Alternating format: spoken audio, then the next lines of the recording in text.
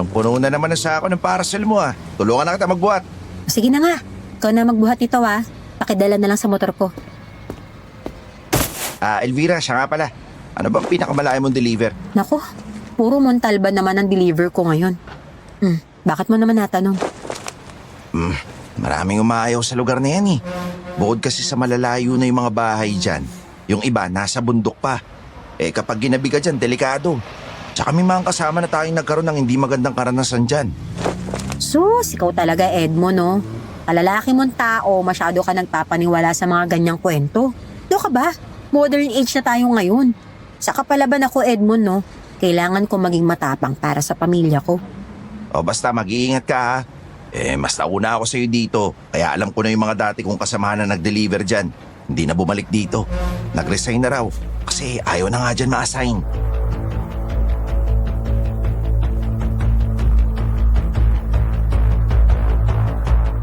Kung mayroon akong karanasan na gustong kalimutan, yun ay ang naging karanasan ko ilang taon pa lang ang nakakaraan, Sir Jupiter. Yun ay nangyari dito lang sa isang barangay na sakop ng Montalban, Rizal. Siya nga pala, tawagin mo na lang ako sa pangalang Elvira, isang Shopee rider. Kagaya ng alam nating lahat, kaming mga rider ay kung saan-saan nakakarating. Depende sa parcel na aming i-deliver. Kahit saang lugar pa yan, ihahatid namin kahit abutin pa kami ng dilim.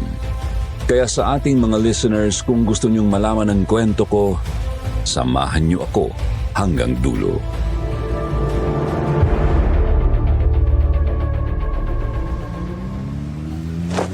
Elvira, magdala ka ng kapote. Masama ang panahon ngayon kasi makulimlim. May papasok daw na bagyo bukas. Palagi naman ako may dala na kapote dito sa motor ko eh. Siyempre kapag ganitong buwan ng Agosto, palagi ngang umuulan sa hapon. Bilisan mo yung pagdi-deliver. Kasi sa lugar na yun, may madadaanan kang ilog na mababaw. Lulusong ka doon kasi walang tulay. Daanan yun ng motor. Pero kapag umulan, lumalaki ang tubig doon. Hindi pwedeng daanan. Salamat sa paalala ha. Ingat ka rin sa lugar na pupuntahan mo ha.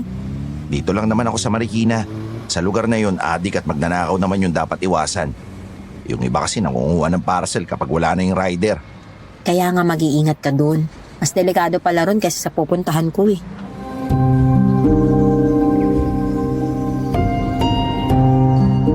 Nang maghiwalay kami ni Edmond ay lumiko na siya papuntang Marikina at ako naman ay tuloy-tuloy kong binagtas ang daan papuntang Montalban. Hanggang sa makarating nga ako sa ilog na sinasabi ni Edmond. Isa pala yung malapad na kalsada na dumaan sa ibabaw niyon ang tubig ng ilog. Hanggang tuhod lang ang lalim niyon kaya nang makita ko ang ibang motorista na kakatawid naman gamit ang kanilang motor, sumunod na rin ako.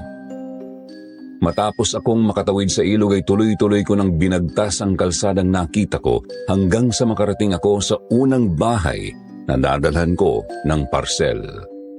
Pero kaagad kong napansin na sa lugar na yon, magkakalayo ang mga bahay. Puro puno pa rin ang mga paligid.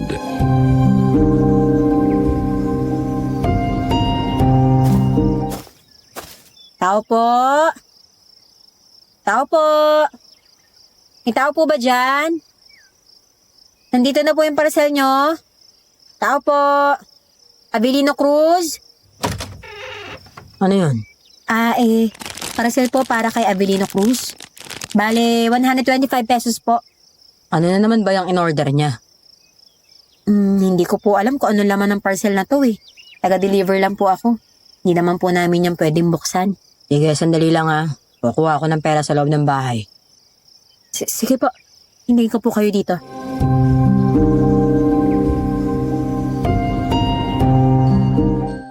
Nang pumasok sa loob ng bahay ang kausap kong lalaki ay kinuha ko pa ang ibang parcel sa sako at tiningnan ko ang mga pangalan at address ng mga yon para alam ko na ang susunod kong pupuntahan.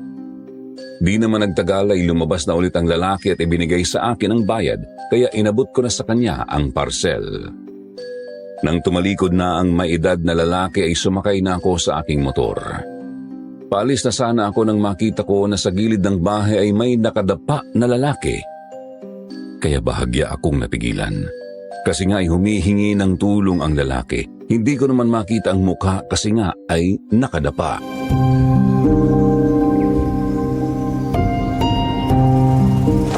ano bang ginagawa mo rito? Ano bang tinitingnan mo dyan? Iyon pong matandang lalaki. Ayun siya sa gilid ng bahay. Nakahiga po sa lupa eh. Parang humihingi siya ng tulong. Nako, abayaan mo na yan, balasubas sa kapatid ko. Lasing lang yan. Kaya dyan na lang natumba. Di ko tinutulungan para madala. Di na yan uulit. Nako, ganun po ba? Grabe naman pala kung uminom niyang si Manong. Hindi na nagtira ng lakas para makapasok man lang sa bahay at doon na lang sana natulog. Kaya nga umalis ka na at pabayaan mo na siya. Mamaya pag nabawasan ng kalasingan niya, makakapasok din niya sa loob ng bahay. Sige po. Palagi ko naman po sa susunod, hindi na iinom na sobra lang si Manong. Palagi ka ba naghahatid ng parcel dito? Naku, hindi po. Ngayon pa lang ang unang pagkakataon na nag-deliver ako dito. Medyo malayo nga po pero ayos lang. Trabaho ko po ito eh. Ganun ba? Ibig sabihin, hindi ka taga rito? Hindi po eh. Kaya medyo nahirapan ako hanapin yung mga taong may order sa akin. Ito po bang kalsada na to ay paakyatan ng bundok? Oo, kapag diniretso mo yan paakyat, madadaanan mo yung sementeryo ng Makabud. Tapos kapag kumanan ka, likaw-likaw paradise na. Bulacan na pala kapag kumanan. Kapag dumiretso naman ako, saka po ba yun ng San Jose? Makabud pa rin ang nakakasakop doon. Sige po, salamat po. Doon po kasi yung pinakamalayong deliver ko eh.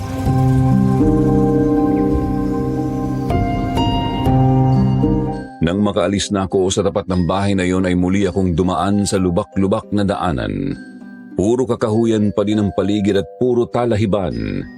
Medyo malalayo kasi ang pagitan ng mga bahay doon kaya madalang ang nakikita kong tao. Hanggang sa makarating ako sa susunod na bahay. Napansin ko na sarado ang bahay na hindi naman kalakihan. Kaagad kong inihinto ang motor ko at kinuha sa sako ang parcel. Tapos ay lumapit ako sa bakod bago ako tumawag.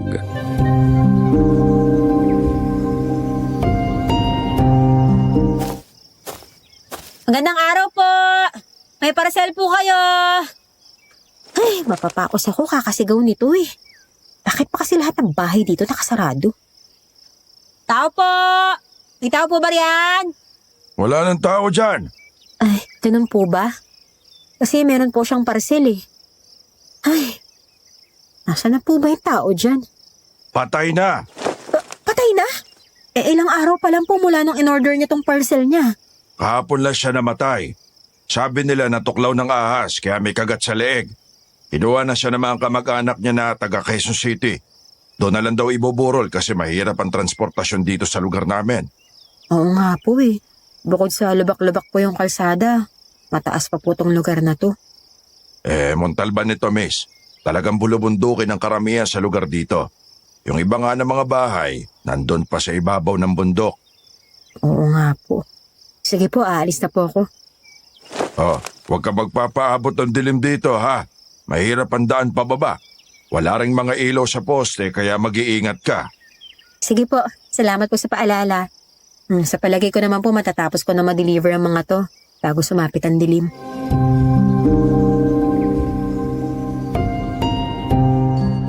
Nang tumalikod na nga ang lalaki, muli akong sumakay sa aking motor at umalis na ako sa lugar na yon. Patuloy kong inakyat ang matarik na kalsada paakyat ng bundok. Galit na galit ang makina ng aking motor dahil talagang matarik yun mula sa barangay San Jose paakyat sa barangay Makabud. Hanggang sa makarating na nga sa ibabaw at madaanan ko na ang sementeryo na sinasabi ng lalaking kausap ko kanina. Nilampasan ko yun at dumiretso ako ng daan kaya nadaanan ko na ang eskwelahan at barangay hall. Pero kapansin-pansin na wala gaanong estudyante sa paaralan kahit na araw ng Lunes. May mga magulang din na nakatambay sa labas ng gate ng paaralan at mga barangay tanod. Nang makalampas ako roon, isang matandang lalaki ang aking nakita.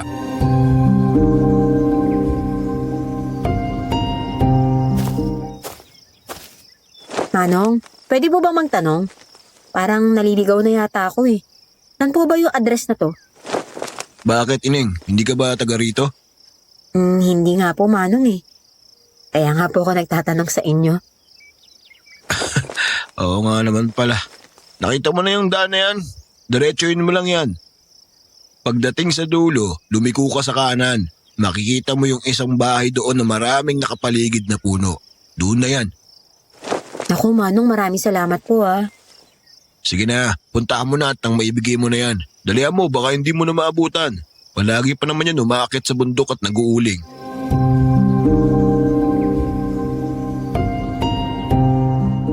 Sa sinabing yun ng lalaking kausap ko, kaagad akong nagpaalam sa kanya. Pinuntahan ang lugar na sinasabi niya kasi nga baka hindi ko maabutan ang hinahanap ko. Kahit malubak ang kalsada, pinatakbo ko na ng mabilis ang aking motor. Nang makarating ako sa dulo ng kalsada, lumiko nga ako sa kanang kalsada.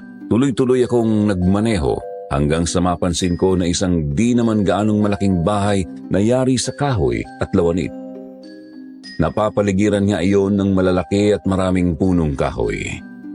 Nang tingnan ko ang paligid, napansin ko na malalayo na ang ibang mga bahay. Kaagad akong tumigil at bumba sa aking motor.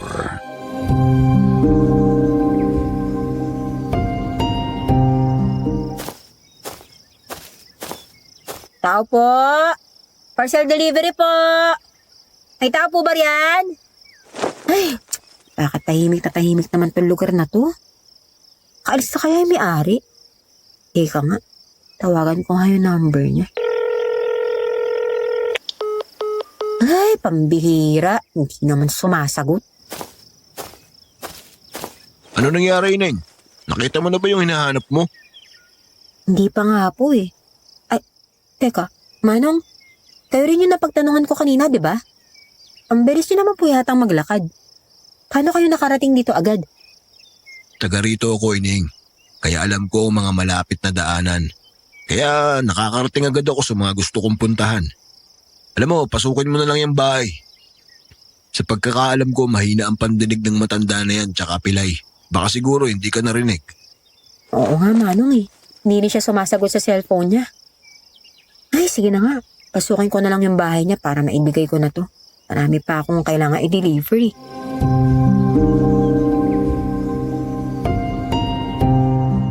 Marahan akong pumasok sa bakuran.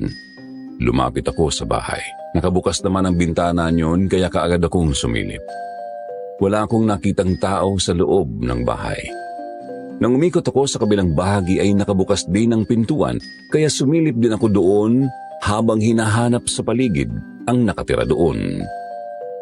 Panay din ang pagtawag ko sa pangalan ni Mang Victor. Walang sumasagot. Aalis na sana ako nang harangin ako ng lalaking kausap ko. Siya pala, si Mang Victor. Kaagad niya akong hinawakan sa kamay at hinatak sa loob ng bahay niya. Sinuntok niya ako sa sikmura kaya paluhod akong bumagsak. Gulat na gulat ako sa mabilis na mga pangyayari.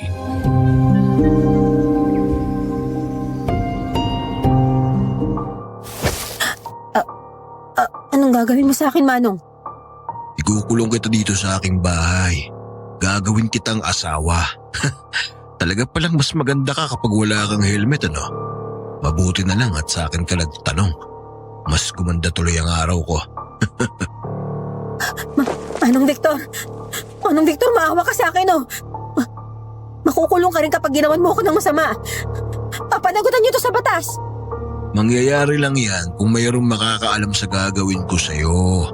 Kaso wala namang nakakita na magtanong ka, di ba? Wala rin nakakaalam na pumasok ka dito. Kasi yung motor mo tinulak ko na doon sa talahiban para itago. Ganito pala ang plano mo? Walang hiya ka pala. Masama kang tao! Sabihin mo na ang gusto mong sabihin.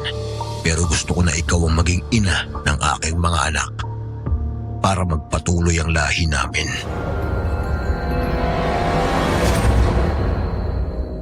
Nang lapitan ako ni Mang Victor, kaagad niya akong hinawakan sa aking mga kamay at gusto niya akong pagsamantalahan. Pero lumaban ako. Pilit kong itinulak ang kanyang mukha para hindi niya ako mahalikan. Kaya sa inis niya ay muli niya akong sinuntok sa sikmura.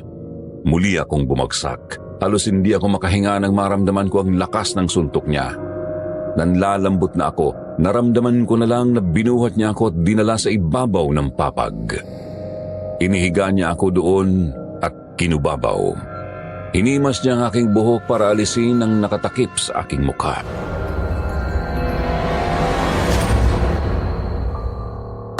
Huwag ka na kasing lumaban para hindi ka na masaktan. Bangako ko sa'yo, Paliligayahin kita basta ibigay mo lang ang gusto ko. Parang awa mo namang, Victor. Huwag mo sirahin yung kinabukasan ko. Huwag mong gagawin sa akin yan. Alam mo, dapat ka pa nga magpasalamat sa akin kasi nagustuhan kita. Meron akong magandang plano sa'yo. Kasi kung hindi kita gusto, kanina pa kita pinatay. Tapos ay iiwanan kita dito hanggang sa mabulok na lang yung bangkay mo. Kung susunod ba ako sa gusto mo, hindi mo na ako sasaktan? Hindi mo na ako papatayin? Oo naman. Iyan ang pinakamagandang narinig ko sa'yo. Kaya huwag ka nang pumalag. Kapag asawa na kita, gagawin kitang reyna. Sige, gagawin ko yung gusto mo. Basta wag mo lang ako sasaktan.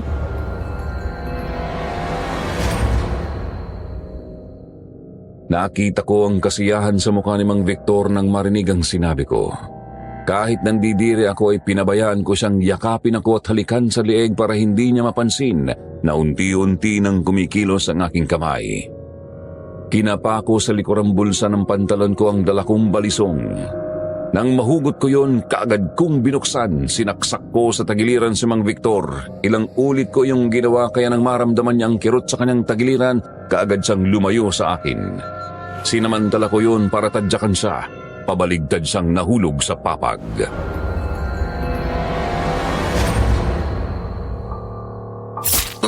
May patalim ka pala. Niloko mo ko. Yan ang dapat sa'yo, walang iya ka. Pagsisisihan mo ang ginawa mong ito, papatayin kita. Ikaw ang mamamatay ngayon. Hangal, kahit na ganito ang kalagayan ko, hindi mo pa rin ako makakayang patayin. Oyip ka talaga. Dapat ka talagang mamatay, walang iya ka. Muli nga akong sinug ni Mang Victor kahit may 4 na sugat na siya sa tagiliran. Galit na galit siya nang sakalin ako at makipag-agawan sa balisong na hawak ko. Pero desperado akong makalabas ng bahay niya at mabuhay kaya tinuhod ko siya sa kanyang harapan.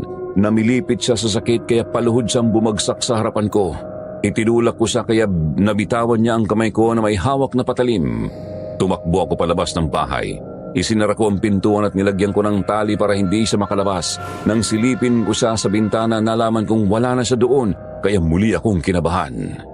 Umiiyak akong tumakbo palabas ng bakuran niya, pero nagulat ako nang makitang naroon na siya sa gate kaya tumakbo ako patungo sa likuran ng bahay. Malawak na kakahuyan pala yun.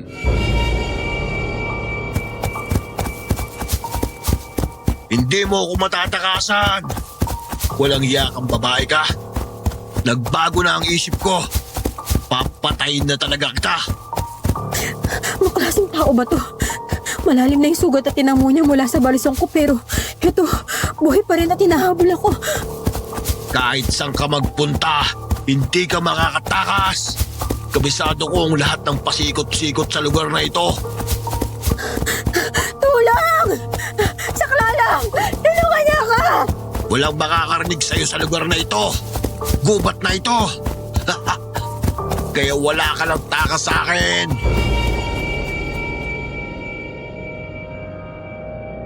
Nang maabutan ako ni Mang Victor, muli kaming nagpambuno. Nagpagulong-gulong kami sa lupa habang nag-aagawan sa hawak kong balisong. Ramdam ko na talagang malakas pa rin siya kahit sugatan na. Kita ko ang nanlilisik niyang mga mata at kagustuhang patayin ako kaya kinalmot ko siya sa mukha. Gamit ang daliri ko, sinundot ko ang mga mata niya kaya nabitawan niya ang mga kamay ko na may hawak na patalim. Iwinasiwas ko yung balisong ko. Tinamaan ko sa liig si Mang Victor. Nang muli siyang masugatan doon ay napaatras siya. Kaya nang makita kong tatakas siya ay muli kong sinaksak sa likod. Mamatay ka na! Yan ang bagay sa'yo! Pauubusan na ako ng dugo. Tulungan mo ako. Kapag namatay ako, mananagot ka. Hindi mo na ako maloloko. Kapag nakatakos ako, ipapakulong kita. Walang hiya ka. Inilit mo lang akong gawin yan. Pinagtanggol ko lang naman yung sarili ko, ha. Ngayong malapit ka nang mamatay. Bahala ka na sa buhay mo. Pagbalik ka dito, hindi mo ako matatakasan.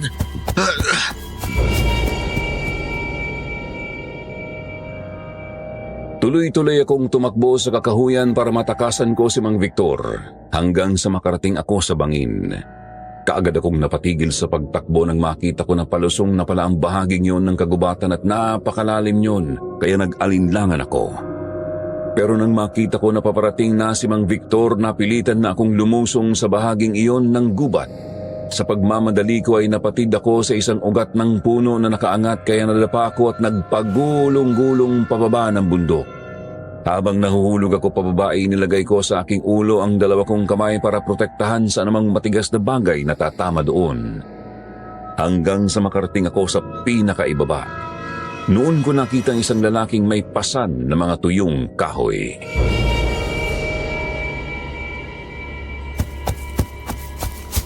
Ano nangyari sa'yo, miss? Tulungan mo ko.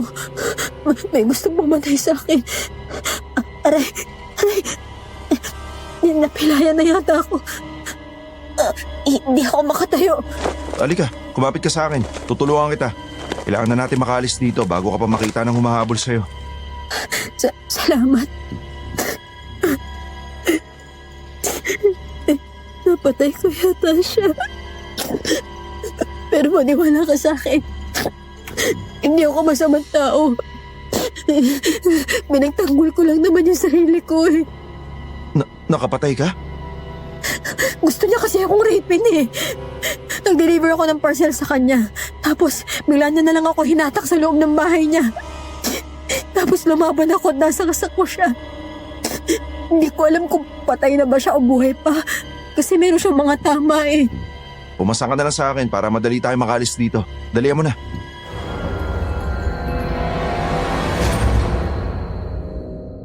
Sumang-ayon naman ako sa sinabi niya, kaya kahit nag-aalinlangan ako ay pumasan na rin ako sa kanya. Nang buhatin niya ako at tumakbo kami palayo sa lugar na yon, noon ko naramdaman ang matinding pagod at sakit ng katawan.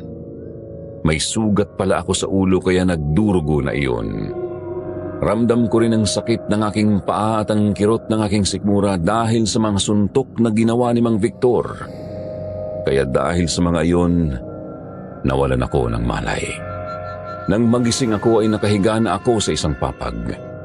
Hindi agad ako bumangon. Nakiramdam ako sa paligid. Mga mata ko lang ang inala ko ng tingin. Malamlamang liwanag na nagmumula sa gaserang digaas. Kinabahan ako dahil sobrang tahimik ng paligid.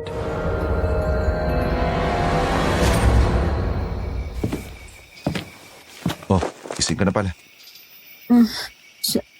Nasaan ako? Anong lugar to? Nandito ka sa bahay namin. Nawalan ka ng malay eh. Kaya dito na kita dinala. Aalis na ako. Salamat sa tulong na ginawa mo sa akin. Gabi na. Hindi ka na pwedeng umalis ngayon. Tsaka hindi ka pa malakas, no? Pwede ba kumalma ka muna? Huwag po. Huwag niyo kong gagawin ng masama. Parang awa niyo na. Bitawan mo ako! Huwag ka munang kumilos. Baka magdugo yung mga sugat mo, oh. Lalo na yung nasa ulo mo. Matagalan nga si Lolo bago mapatigil yung pagdurugo niyan. Kaya huwag ka na matakot, ha? Hindi kami masamang tao kagaya ng gustong pumatay sa'yo. Hindi mo ako sasaktan. Wala kang balak na patayin ako. Kung gagawin ko yun, hindi ka na tsak magigising. Hindi mo na ako makakausap ngayon. Sa gubat pa lang dapat pinabayaan na kita kung masama akong tao.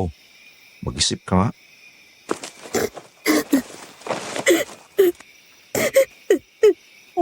Nakapatay ako ng tao. Pero hindi ko naman sinasadya. Nagawa ko lang yun kasi gusto niya ako magsamantalahan. Gusto niya ako rapin at patayin. Wala ka na patay na tao. Kasi nang may uwi na kita, bumalik ako sa gubat kung saan kita nakita. Ginalugad ko yung mataas na lugar kung saan ka nahulog. May mga patak ng dugo ako nakita pero wala namang bangkay. Kaya tsak na nabuhay yung taong yun. Walang bangkay? Hindi mo nakita si Mang Victor? Yung bahay niya, napuntahan mo ba? Hindi ko alam kung alin bahay doon yung sinasabi mo kaya wala akong bahay na pinuntahan. Pero yung kakawyan na yun, nagalugad ko. Kung ganun, nabuhay pa pala yung walang hiyang yun. Kahit marami na siyang tama ng baliso. Kung namatay man siya sa ibang lugar, bukas nang may babalita na yun. Kaya wag mo na munang pakaisipin yung bagay na yun. Magpahinga ka lang muna. Ngayon kung magkaroon ka ng kaso, edi ako titistigo sa nangyari. Salamat naman kung ganun. Ako nga pala si Elvira. Isa akong Shopee rider. Ako naman si Jerome. Sundalo ako na pansamantalang tumira dito. Iba na yung suot kong damit. Teka, ikaw ba yung nanghubad sa akin at nagpalit ng damit? Aba, hindi ako no.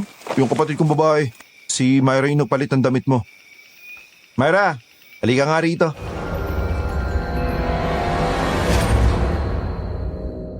Nakita ko ang matamis ng ngiti ng lalaking kausap ko kaya medyo nabawasan ang pangamba ko, lalo na nang pumasok ang kapatid niyang babae at kinausap ako. Saka ko lang napansin na may malapad na kahoy na nakatali sa aking kanang paa at sa ulo ko naman ay may benda. Naramdaman ko na ang kirot ng aking mga sugat. Inalayan naman ako ni Myra nang magpilit akong bumangon. Noon naman pumasok ang matandang gumamot sa mga sugat ko.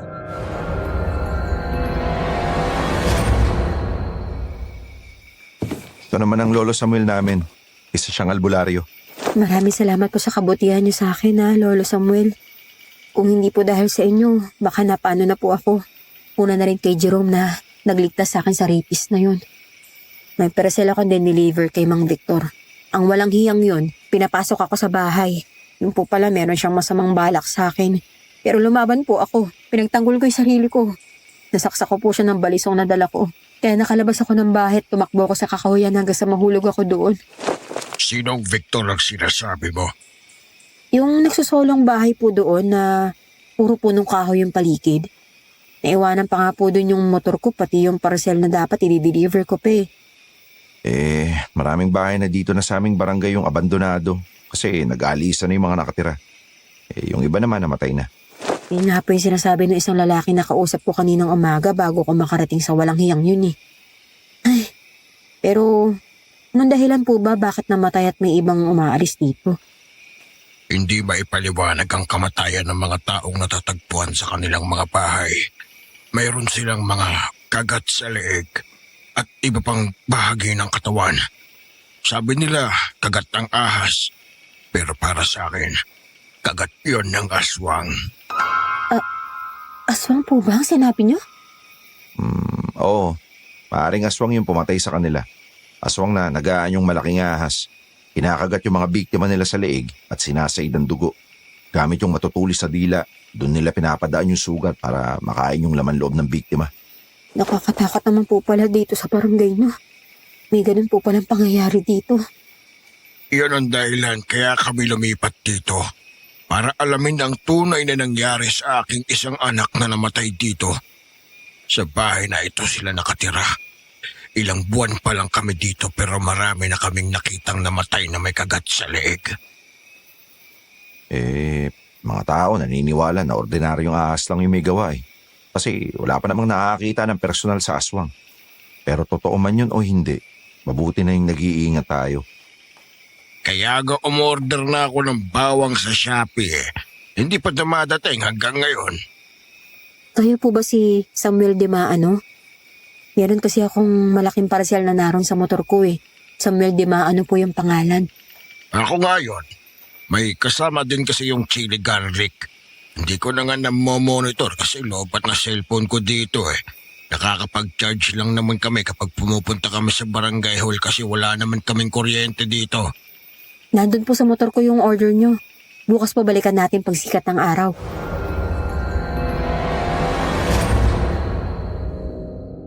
Sumang-ayon naman sina Jerome. Nang gabing yun, nagluto ng tinolang manok si Myra tapos ay binuhat naman ako ni Jerome papunta sa lamesang nasa kusina. Ibinaba sa upo ang kahoy na naroon. Tapos ay sabay-sabay na kaming kumain.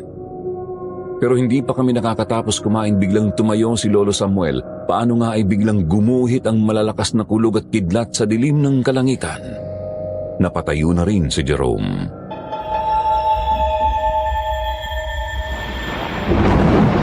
Jerome, dalian mo. Mukhang babagsak ang malakas na ulan. Isilog natin ang mga panggatong. Mukhang bubuhos ang malakas na ulan Kapag nabasa yung mga kahoy, mahihirapan na tayo magluto. Sige po, Lolo Samuel. Tulungan ko po kayong ipasok yung mga kahoy na yan. Elvira, tuloy nyo na yung pagkain ha. Sige Jerome, bilisan nyo Baka bumuhos na yung ulan, mabasa pa kayo. Baka magasakit pa kayo ni Lolo Samuel niyan. Oo, sandali lang naman yung mga panggatong eh. Noong una ay hindi ko pinansin ang alulong ng aso. Inakala ko kasi na mayroon silang alaga na aso at natatakot lang yun sa malalakas na kulog at kidlat. Pero nang paulit-ulit nang umalulong ang aso ay tinanong ko na si Myra kung talaga bang umaalulong ang aso nila. Nalaman ko na wala naman pala silang alaga na aso at nasanay na raw sila na kapag ganoong sumapit na ang dilim, maraming aso ang umaalulong sa kanilang lugar. Kaya parang kinilabutan ako. Nagpilit akong tumayo at pumunta sa pintuan para tanawin sina Jerome at Lolo Samuel habang nagsisilong ng kahoy sa isang maliit na kubo. Nang humaginit na muli ang kidlat ay nagliwanag ang paligid. Noon ako may naaninag na nakatayo sa tabi ng isang puno.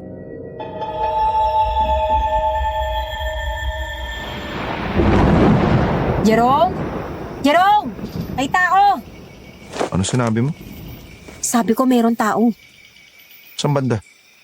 Wala naman ako nakita dito kundi si Lolo Samuel. Nandun sa tabi ng puno. Nung kumidlat kanina, nagliwanag, nakita ko talaga na mayroon tao dun. Baka naman guni-guni mo lang yun. Ganun kasi kapag madilim na tapos biglang magliliwanag. Maniwala ka sa akin na mayroon talaga akong nakita dun.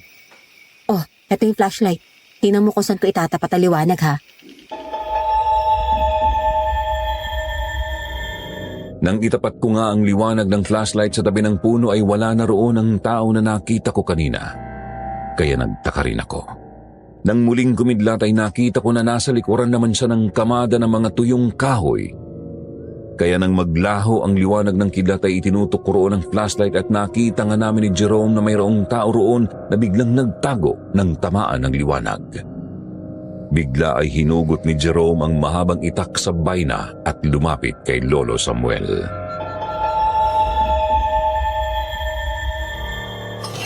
Lolo Samuel, lumayo kayo sa kamada ng mga kahoy. Abay, lintik na bata ito.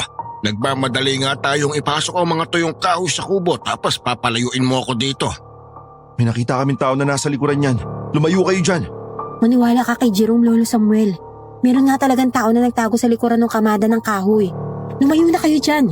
Nako, kayo talagang mga bata kayo. Ang lalakas ng mga imahinasyon ninyo.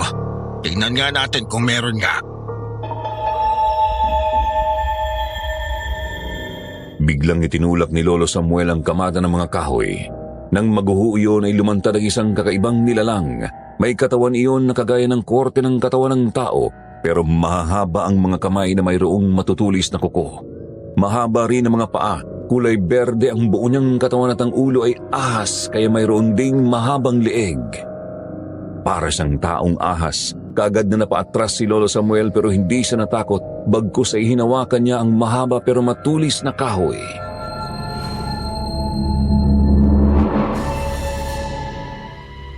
Kung ganun ay tama nga ang hinala ko. May aswang nga na gumagala dito. Ikaw ang pumapatay sa mga taga rito. Ngayong nakita niyo na kami, tatapusin namin ngayon lahat para manatiling lihim ang tungkol sa amin. Kapag natagpuan nila ang bangkay niyo, iisipin nilang kinagat lang kayo ng mga ahas. Kagaya ng ginawa ninyo sa ibang mga taga rito. Pues huwag nyo kaming ipares sa kanila. Hindi kami natatakot sa inyo dahil ang totoo ay kayo ang sinadya namin dito. Tama si Lolo Manuel. Hinahanap talaga namin kayo. Tsak na kayo ang pumatay sa mga mahal namin sa buhay na dito nakatira. Mga hambog kayo. Tingnan natin kung hanggang saan ang tapang mo. Mga kasama, kumilos na kayo. Patayin ninyo ang mga hangal na ito. Jerome, umanda ka. Mukhang kakaiba ang mga aswang na ito. Tama ka Lolo Samuel. Pero tatablan pa rin yan ng bala ng baril.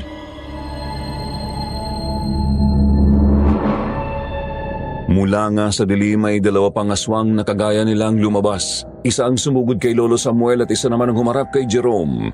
Nang makita naman kami ng isang aswang kaagad na tumalon malapit sa amin, galit na tumingin sa akin kaya napaatras ako sa gilid ng pintuan. Dahan-dahang lumapit ang aswang. Sino kaya sa inyong dalawang sinasabi ng kapatid ko na nanakit sa kanya? Imposible naman itong babaeng pilay. Hindi naman ito makalalabas ng bahay. Ikaw siguro, Ineng. Tama.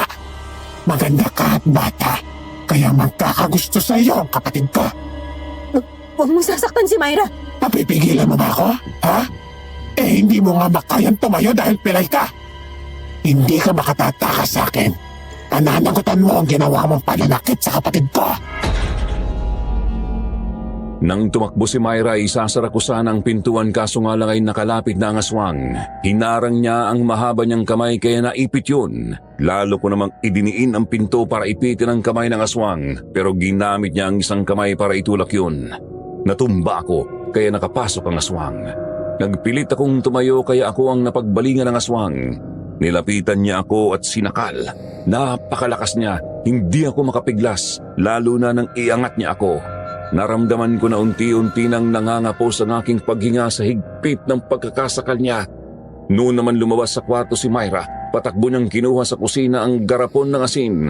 Nang ibuka ng aswang ang kanyang bibig para kagatin ako ay sinabuyan sa ng asin ni Myra. Binitiwan ako ng aswang. Weh, walang iya ka. Nalapdos ang bunganga ko dahil sa'yo. Kaya pagkatapos ko sa babaeng ito, ikaw naman ang papatayot ko.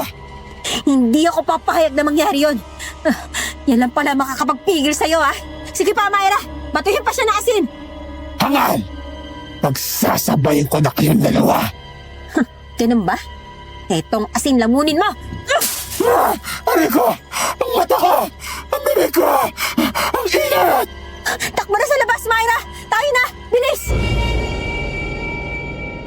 Nagmamadaling lumabas ng bahay si Myra. Nagpilit naman akong makatakbo palabas pero dahil napilay nga ang aking isang paa, hindi ako nakalayo sa aswang. Nahawakan niya ako bago pa ako makalabas ng pintuan. Sinabunutan niya ako pero nang muli niya akong kakagatin ay nahagilap ng aking kamay ang mahabang kahoy na pangtukod sa bintana. Yun ang iniharang ko sa bunganga ng aswang kaya yun ang nakagat niya. Sa talim ng mga ngipin niya ay bumaon yun sa kahoy kaya binitiwan niya ako pero hindi ko binitiwan ang kahoy. Hinatak ko yun kaya nabungi ang mga pangil ng aswang. Nagawa kong makalabas ng pintuan. Nakakapikon ka na! Pati ang pangil ko ay naputol lang dahil sa'yo! Hangal ka! Jerome! Tulungan mo ako! Sinasalakay ako ng mga aswang! Elvira, nandiyan na ako! Pilitin mong lumayo sa kanya! Ako lang bahala sa kanya, Jerome. Tapusin mo ang aswang na yan. Putulan mo ng mga paa kagaya ng ginawa ko sa kanyang kasama. Walang hiya ka talaga, Tandang Samuel. Hindi kita mapapatawad sa ginawa mo sa pamangkin ko. Kawawa ka naman. Laplos na nga ang bibig mo, nabungi ka pa. Ano nang gagamitin mong panglaban ngayon? Huwag mo akong maliitin dahil meron pa akong matatalas na kuko para tapusin ka. Yung mga dumating pang beste. Tulong! Tulungan niyo kami! Nandito na ang mga aswang! Ayun ang mga aswang! Tulungan natin si Namang Samuel! Hindi pa tayo tapos, Samuel. Magkikita tayong muli. Hindi kami titigil hanggat hindi kami nakagaganti sa inyo. Mga kasama, tumatakas ang aswang. Habulin nyo! Mang Samuel, kung ganun totoo pala sinasabi nyo na hindi basta ahas ang pumapatay, kung hindi mga aswang na taong ahas. Noong una ay hinala lang din ang sa akin. Pero ngayon ay natiyak kung totoo na nga pala sila. Pansin ko lang na lumalabas sila at nang bibiktima kapag malapit ng umulan.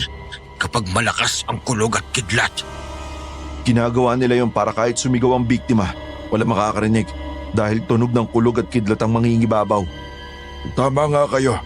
Kailangan malaman ito ng lahat ng mga kabarangay natin para makapag-ingat din sila. Kailangan ding malaman kung sino ang mga aswang dito sa lugar natin. Yung isang aswang, lapdos na yung bunganga at nalagis na yung mga ngipin. Kaya madali siyang makikilala kapag nakabalik na siya sa pagiging normal na tao. Tino, bukas ikutin natin ang buong lugar para makita natin ang mga walang hiya na yon. O sige, aalis na kami. Pasensya ka na ha, dahil sa amin nadamay ka pa. Di ka nga mamamatay sa kamay ng rapist. Mamamatay ka naman pala sa pangil ng aswang. Salamat, Jerome, ha? Hanggang ngayon ay buhay pa rin ako. Nakakatakot pala dito sa lugar niyo. Baka pwedeng ihatid mo na ako sa amin bukas, oh. Basta maayos ang pakiramdam mo, Iatid na kita bukas, ha? Halika na. Buhatin na kita sa loob ng bahay.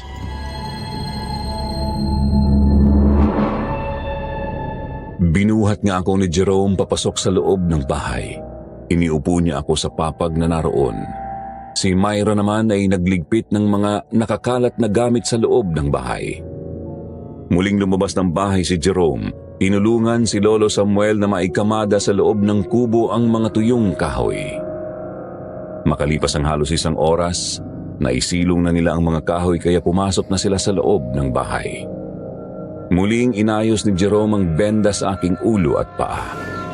Matapos yun ay nahiga na ako.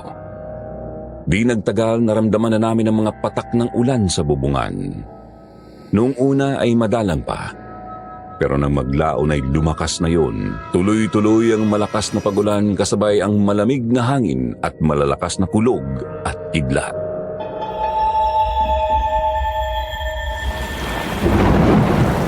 Oh, ba't di ka pa natutulog? Natakot ka pa ba? Oo, Jerome. Iniisip ko kasi baka bumalik yung mga aswang eh. Kasi kumakalampag yung mga hiyero. Huwag ka matakot. Malakas na hangin na lang ang may kagagawan nun. Di na tsak babalik yung aswang kasi nasugatan nung malubha yung isa. At yung isa naman, lapnos na yung bunganga, nabungi pa. Kaya tsak na magpapagaling muna yung mga yun. Ako po, namatay ang gasera, Jerome. Lalo lang ako natatakot kasi itong dingding ng bahay, manipis, plywood lang. Kayang-kayang sirain ng aswang to. Huwag ka na matakot. Oh, sandali lang ha. Kukuha lang ako ng malalim na timba bago ko sindihan ulit ang gasera para hindi siya mamatay. Isang timbanga na walang laman ang kinuha ni Jerome. Inilagay niya sa loob ng kwarto tapos ay sinindihan niya ang gaserang dikaas. Inilagay niya iyon sa loob ng timba. Kaya kahit anong lakas ng hangin na pumapasok sa mga butas ng bahay, hindi na namatay ang ningas ng gasera. Tapos ay muling naupo si Jerome sa gilid ng papag ko. Tiningnan niya ako ng matagal. Kasabay ang matamis ng ngiti. Kaya parang bigla, kinabahan ako.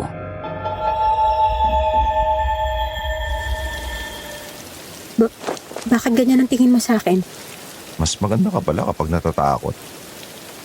Kaya naman pala nagka-interest sa'yo yung Victor na yun. Puliron to. Natatakot na nga ako nang luloko ka pa. Manyakis lang talaga yung walang hiyang lalaking yun. Nagsasabi lang ako ng totoo kasi talaga maganda ka. O sige na, matulog ka na. Babantayan kita. Hindi na ako alis rito. Talaga? Babantayan mo ako? Oo naman. Kaya ipanatag mo na yung loob mo, ha? Malakas ang ulan, kaya hindi na babalik yung mga yon. Malamig sa labas, sisipunin yung mga aswang.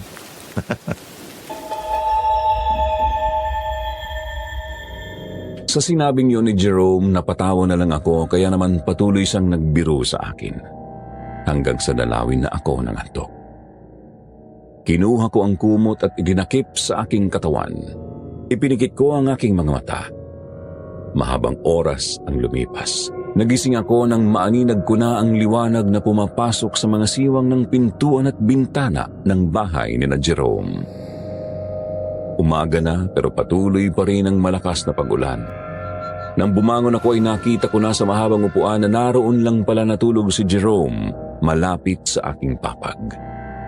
Hindi ko siya ginising. Ang kumot ko ay itinakip sa kanyang katawan dahil sa tingin ko ay nilalamig siya. Pero nagising siya nang dumampi ang kumot sa kanya.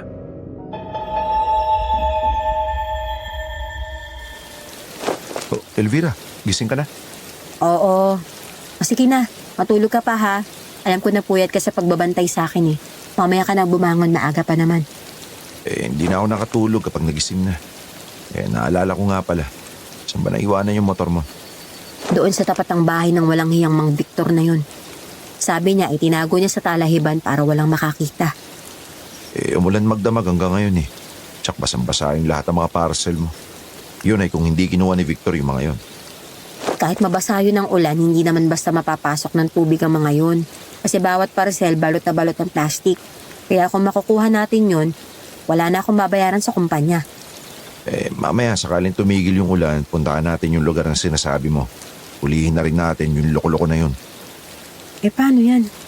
Nahihirapan na ako maglakad eh. Namamagayon pa ako. Nahihirapan ka naman buhatin ako. Mabigat ako, di ba? Oo, talaga sumakit ang bewang ko nang pinasang kita. Kasi naman, ang laki ng ano eh. Alin ang malaki, Jerome? Lahat sa'yo, malaki. Pinagpala ka kasi. Lalo na yung hita mo. No? Yung hita mo laki. Nakakagigil. Ikaw talaga ha, pilyo ka ha. Kakaiba pa yung pagtawa mo ha. Nambobola ka na naman eh. Nagsasabi lang naman ako ng totoo eh. Bakit wala bang nagsasabi sa'yo na maganda ka, pati katawan mo? Na pinagpala ka? Hindi kagaya ng ibang mga babae na Ano na naman? napantay yung dibdib tsaka likod. Parang lalaki yung katawan.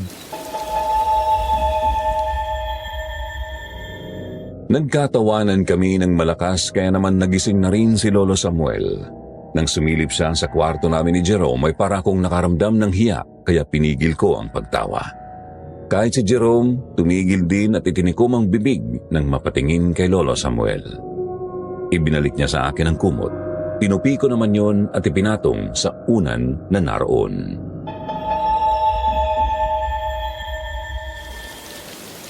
Pasensya na po kayo, Lolo Samuel ha. Iingay kami ni Jerome.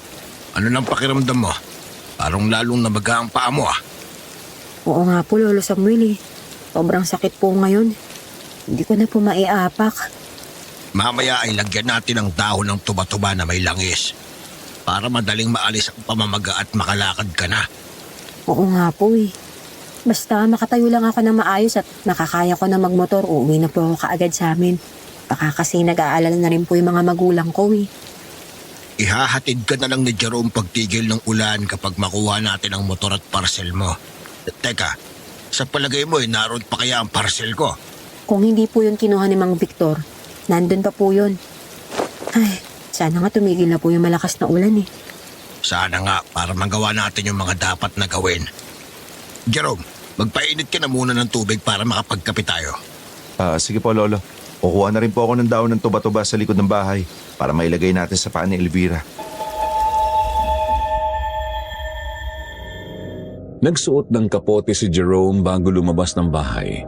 Nagpunta siya sa kubo at kumuha ng mga tuyong kahoy. Dinala niya sa kusina at sinindihan ng kalan. Tapos ay nagsalang ng tubig na nasa takuri. Nang magapoy na ang mga kahoy, pinabantayan niya kay Myra. Lumabas ulit siya ng bahay para kumuha naman ng dahon ng tuba-tuba. Nang makapasok siya sa loob ng bahay, ibinigay niya kay Lolo Samuel yun. Kaya naman bago magalmusal, inayos na niya ang aking pilay. Nilagyan niya ng langis ang dahon ng tuba-tuba at pinainit sa kalan para malanta ng bahagya at uminit bago niya itinapal sa namamaga kong paa. Sa kanya ibinalik ang tela na nakatali roon. Marami po salamat, Lolo Samuel. Huwag mo lang masyado ikilos. Bukas lang, tiyak na impis na yan at makakatayo ka na ng maayos. Sana nga po para makauwi na ako. Sana rin tumigil na po yung ulan. Nakahanda na po ang almusal. Sabay-sabay na po tayong kumain habang mainit pa yung sabaw at kape. Sige na, buhatin mo na doon si Elvira. Hindi pa siya pwedeng tumayo kasi mapapwersa ang kanyang paa. Sumang-ayon naman si Jerome. Binuhat niya ako at dinala sa kusina.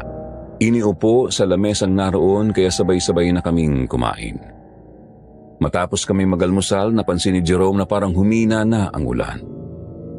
Isang oras pa ang lumipas, tuluyang huminto pansamantala ang ulan. Kaya naisip ko na pwede na sigurong balikan ang aking motor sa lugar kung saan ko yun iniwanan.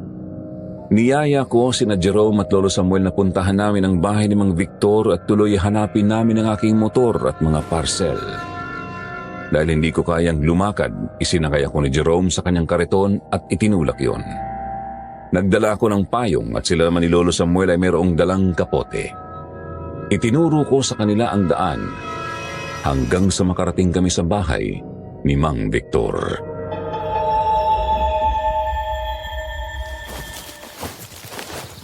Yan po yung bahay ng walang hiyang Victor na yun. Sigurado ka bang yun ang bahay niya? Matagal nang walang nakatira sa bahay na yan ah. Ilang buwan na ang nakakaraan nang matagpuan siya na walang buhay sa loob niyan. Oo nga no. Naalala ko na. Tama si Lolo Samuel. Kagaya ng iba, may kagat din siya sa leeg na makita namin. Pero dyan niya po ako dinala eh. Subukan niyo pong pasukin sa loob. Baka nandyan pa siya. Kasi nasugatan ko siya kahapon eh, kaya po ako nakatakas. Jerome, pasukin mo ang bahay. Tignan mo kung nandiyan pa yung lalaki na sinasabi ni Elvira. Pero mag-iingat ka. Maingat na pumasok sa loob ng bakuran si Jerome. Yun naman ang pagkakataong dumating si Mang Tino. Ipinaliwanag ni Lolo Samuel ang nangyari sa akin. Naalala nga ako ni Mang Tino dahil nagtanong ako sa kanya.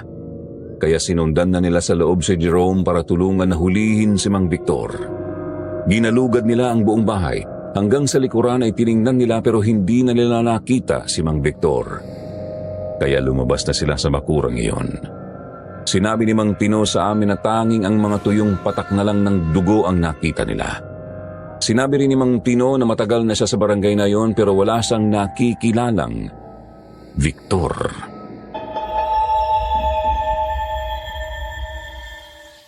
Tsak na gumagamit siya ng pangalan para kung meron nga na maghanap, hindi siya matatagpuan.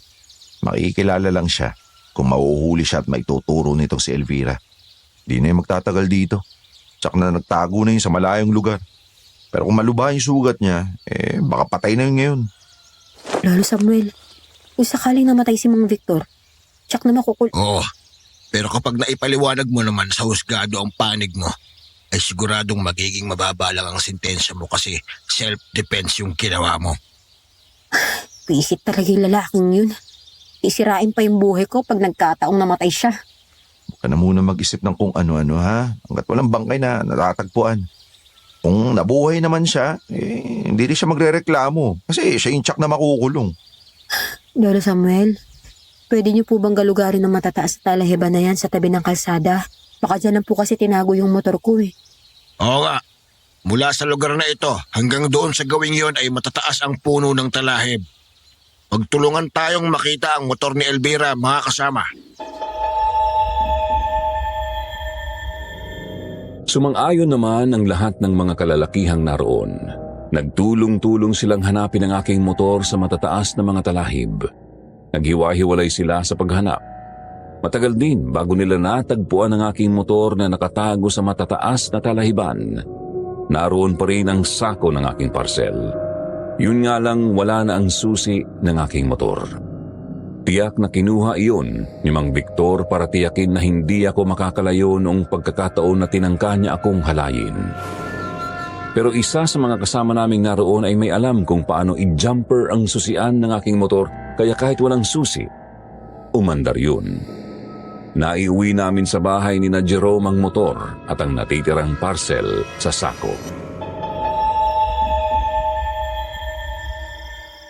Lolo Samuel, ito po yung parcel nyo. Huwag niyo na pong bayaran yan ha. Ako na pong magbabayad yan para kahit papano naman. Makabayad naman ako sa kabutihan niyo sa akin. Maraming salamat, Elvira. Malaking bagay na nakuha ko ang parcel na ito. Ito pa naman ang kailangan natin ngayon. Ano po bang laman yung parcel nyo? Naalala ko na. Nasabi nyo nga po pala na bawang na sariwa at 2 garapon ng chili garlic.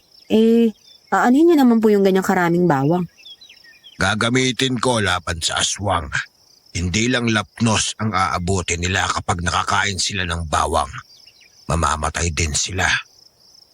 Elvira, siya nga pala. Tumigil na yung ulan. Umaandar naman yung motor mo. Kung gusto mo, iatid na kita sa inyo. Kailangan mo na makaalis rito. Kasi tsak na hindi titigil ang mga aswang na yon hanggat hindi nakakagante. Kasi meron nang namatay sa kanila. Tama si Jerome. Samantalahin nyo na ang pagkakataon habang hindi pa bumubuhos ang ulan. Sige po, Lolo Samuel. Maraming salamat po sa kabutihan nyo sa akin ha. Masusuklian ko rin po yung kabutihan nyo sa akin pagdating ng araw. Ang malaman kong nakauwi ka ng ligtas sa inyo ay masaya na ako, Elvira. Dahil sa mga order namin kaya ka napadpad sa lugar na ito. Kaya ang hiling ko sa'yo, sa susunod na may parcel ka sa lugar na ito, tangkihan mo na, mahirap makipagsapalaran. Ako po, Lolo Samuel. Salamat po. Muli kong isinuot ang aking pantalon. Damit ko naman na uniform ng Shopee ay ibinalot na lang ni Jerome. Ibinigay na niya sa akin ang damit niya na suot-suot ko. Matapos ay binuhat na niya ako palabas ng bahay. Iniangkas niya ako sa motor. Marunong pala siyang magmaneho at kabisado niya ang daan kaya madali kaming nakalabas ng baryo at nakarating sa ilog. Kaso nga lang pagdating namin doon nakita namin na maraming mga sasakyan ang naka-standby doon at hindi makatawid dahil malalim ang tubig sa ilog gawa ng magdamag na pagulan.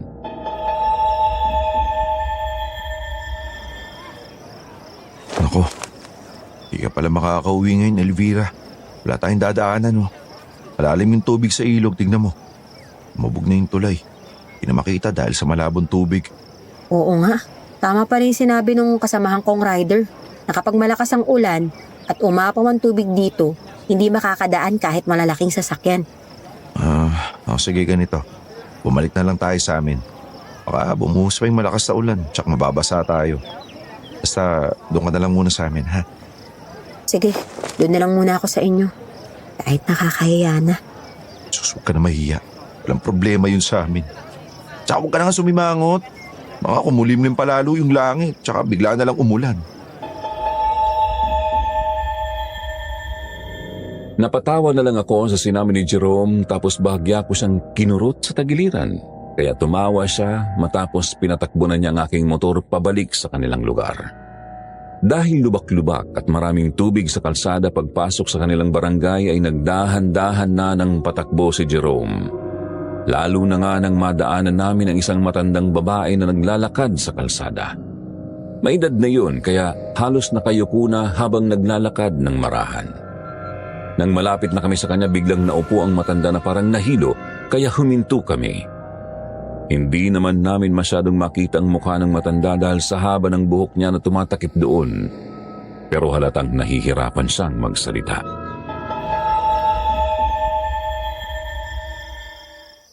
Lola, may problema po ba kayo?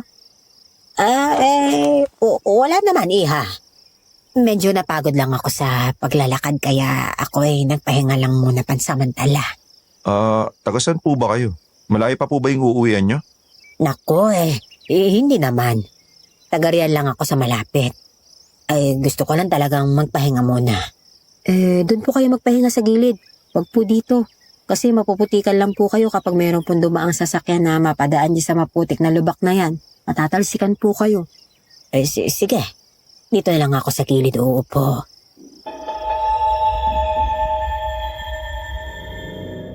Sinundan ko ng tingin ng matanda kung saan sa pupwesto kaya pati ang nasa di kalayuan sa likuran niya ay nakita ko. Nagulat ako nang bigla kong makita si Mang Victor na nakatayo sa di kalayuan sa tabi ng malaking puno ng mangga at sa amin nakatingin. Halata ko ang galit sa kanyang mata. Naglakad siya palapit sa amin kaya kaagad kong pinisil ang bewang ni Jerome. Nagulat si Jerome kaya nilingon niya ako. Ang mga mata ko naman ay nanatiling nakatingin kay Mang Victor. Jerome! Jerome, siya yun! Sino? Teka, ano ba sinasabi mo? Si Mang Victor. Yung lalaki sinasabi ko sa'yong gusto kong rapin. Ayun siya, nakatingin sa atin. Umalis na tayo rito. Kung ganun buhay pa pala siya. Hindi pa pala siya umaalis rito. Elvira, hindi mo siya napatay. Parang binabantayan niya pa rin ako, Jerome. Baka bumalik siya para gumanti sa akin kasi nasaksak ko siya. Pero nakakapagtaka lang. Paano pa kaya siya nabuhay? Yan ang dami niya ng sugat kahapon ah. Sa pagtatanggol ko sa sarili ko, 4 na saksak yung ginawa ko sa kanya. Tapos meron pa sa leeg at saka sa likod. Hindi mo siya napuruan kaya buhay pa siya hanggang ngayon. Pero magdamag lang yung nakalipas ah. Ngayon, umalakas na ulit siya. At nakakakilos ng mabilis. May tao bang ganun?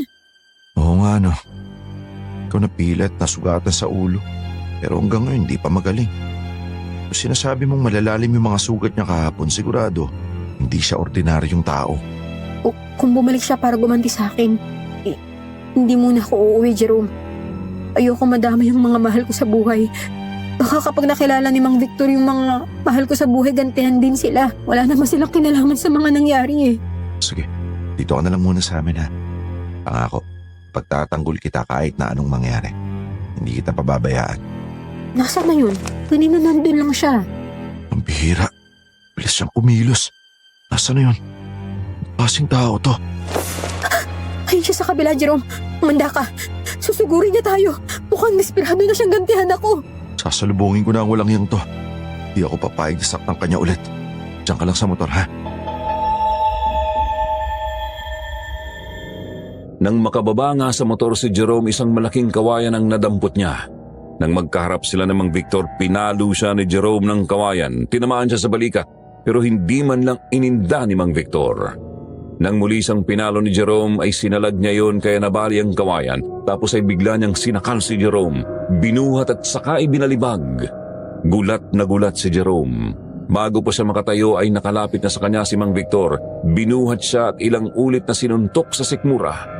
Muling bumagsak si Jerome kaya nang makita ko yon kaagad akong dumampot ng bato at binato ko si Mang Victor. Tinamaan siya sa mukha kaya lalo siyang nagalit sa akin.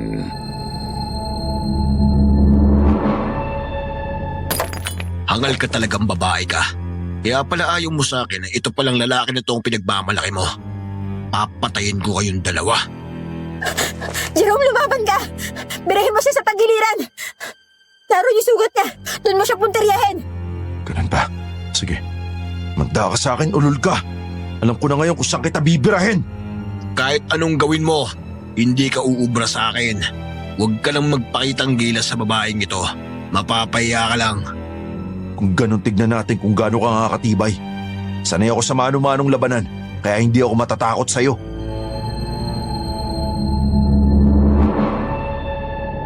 Nang muling sumugod si Jerome ay sa magkabilang tagiliran niya binira si Mang Victor. Noong tinamaan sa kalawang tagiliran, hindi yun ininda. Pero nang tamaan siya sa kanang bahagi ng tagiliran, ininda niya yun kaya sinamantala yun ni Jerome. Paulit-ulit niyang sinuntok sa bahaging yun kaya di nagtagal bumagsak. Natuwa naman ako, hindi ko napansin na nakalapit na pala sa akin ang matandang babae na kanina lang ay nakaupo doon. Bigla niya akong sinabunutan at saka ang isa niyang kamay ay sinakal ako.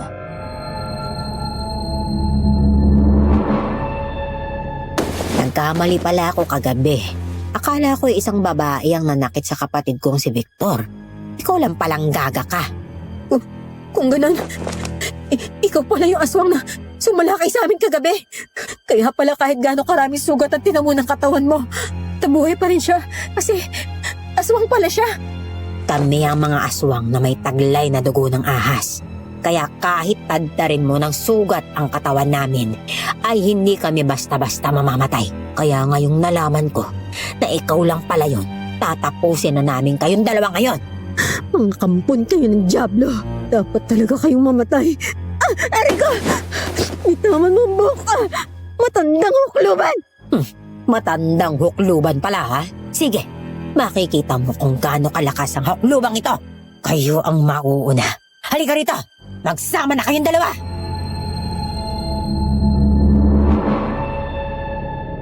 Wala akong nagawa ng hatakin ni Aling Marta ang aking buhok. Padapa akong bumagsak kaya kinaladkad niya ako papunta kina Jerome at Mang Victor. Hindi ako makalaban kasi nananaig ang sakit ng sugat ko sa ulo at pilay sa paa. Nang makalapit na kami kina Jerome ay pagapang din si Jerome na lumapit sa akin.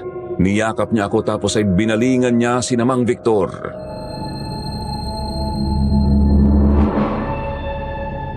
Ako na lang ang patayin nyo. Huwag niyong saktan si Elvira. Aba, at gusto mo pang magpakabayani sa harapan ng babaeng yan? Lalo mo lang akong ginagalit. Pareho na kayong mamamatay ngayon.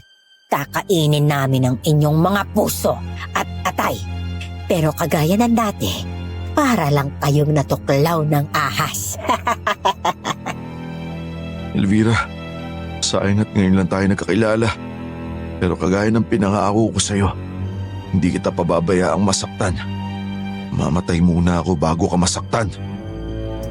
Pasensya ka na, Jerome. Ako pala may kasalanan kaya sinalakay kayo ng mga aswang na to. Kaya ngayon nasa bingi na tayo nakamatayin sa kamay ng mga halimaw na to. Mas masarap mamatay ng lumalaban. Aba, at nagyayabang ka pa ha? Victor, ito na ang pagkakataon mong gumante. Tapusin mo na ang babaitang ito. Oo, papatayin ko talaga yan. Naulan na ako ng gala sa kanya dahil sa lalaking ito na nakasama niya buong magdamag.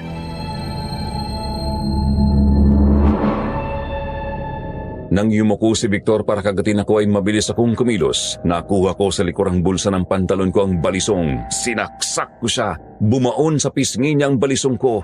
Nang maramdaman niya yun, kaagad siyang umatras kaya nawasak ang pisngi niya at lumabas ang matatalim niyang pangil. Si Jerome naman ay dinampot ang matulis na kawayan na nabitiwan niya kanina at isinaksak kay Aling Marta. Tumama iyon sa kanyang tiyan kaya pareho silang nagulat dahil magkasunod silang nasugatan. Umaatras ng bahagya kaya kaagad akong itinayo ni Jerome.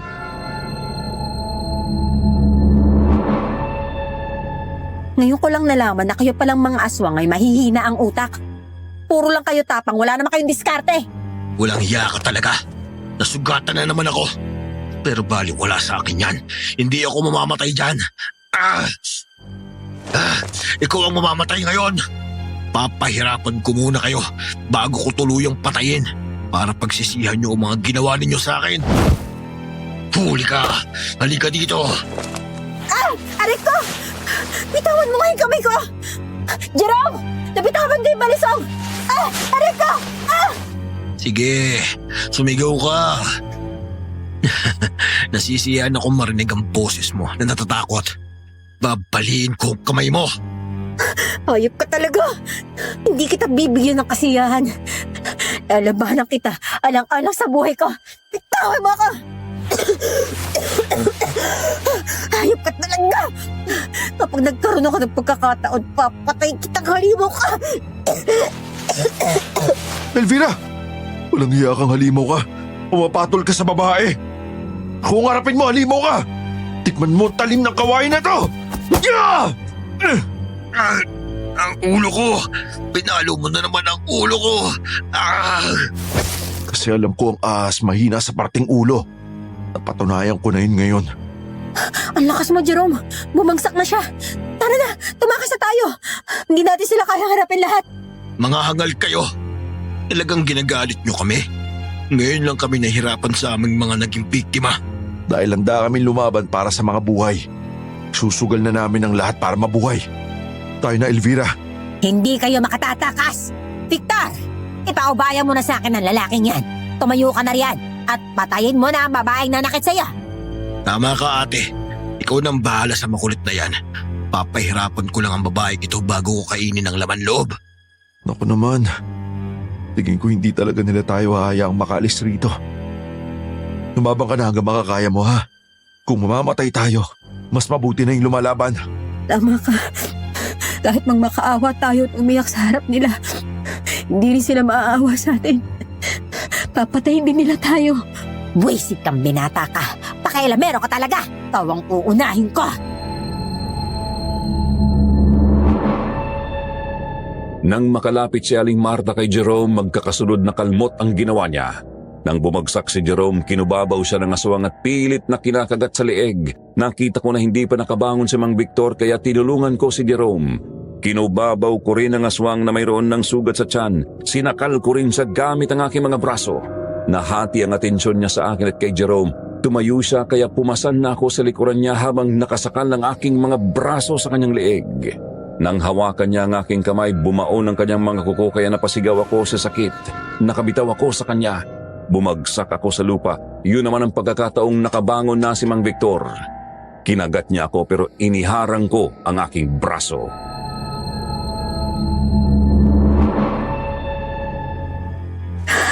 Walang iya ka talaga! Halimaw ka! Ang sarap talaga ng dugo ng isang kaaway. Talagang nasisiyahan akong patayin lalo na kapag sumisigaw. Hayop ka! Bitiwan mo si Elvira! Huwag mo na silang pakialaman. Sabay naman kayong mamamatay. Kaya magkikita rin kayo sa impyerno. Angal ka matanda! Huwag mo akong ipari sa iba. Sanay ako makipaglaro kay kamatayan.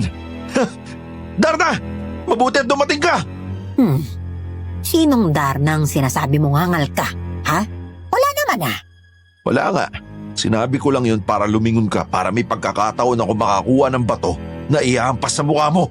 Tikman mo to! Aray ko!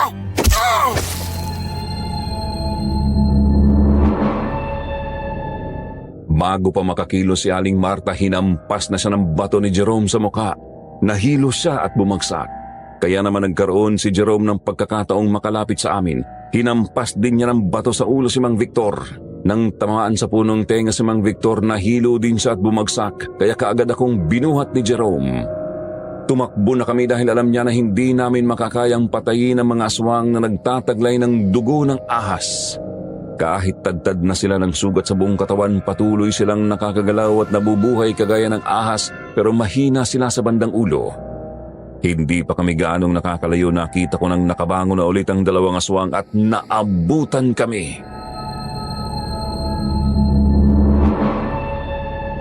Pangklaseng aswang talaga kayo. Kahit araw nakakain yung mambiktima. Sinabi ko naman sa inyo, mamamatay na kayong dalawa ngayon. Kaya huwag nyo nang paguri ng mga sarili nyo. Naku, mabuti naman at dumating ang mga tagapagligtas. Akala ko wala na tayong pag-asa na mabuhay. Mabait pa rin talaga ang Diyos. Ungas! Hindi mo na ako maloloko. Walang Darna na darating para iligtas kayo. Hindi na kami lilingon para hindi na kayo magkaroon ng pagkakataong makatakas pa. Hindi ako nagbibiro. Hindi nga si Darna ang dumating. Mas marami pa kaysa kay Darna. Mang Tino, mabuti naman po at dumating kayo. Ang dalawang ito ang mga aswang na namibiktima sa mga taga rito. Sila ang mga aswang na taong ahas. Sila Tino ang dumating. Oo, ayan sila sa likuran nyo. Pwede na kayong lumingon.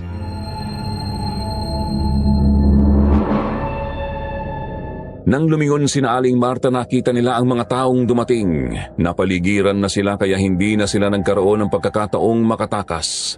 Nahuli sila ng mga taong baryo kaya dinala sila sa isang malawak na lote. Itinali sa dalawang malalaking puno na naroon at binantayan ng mahigpit.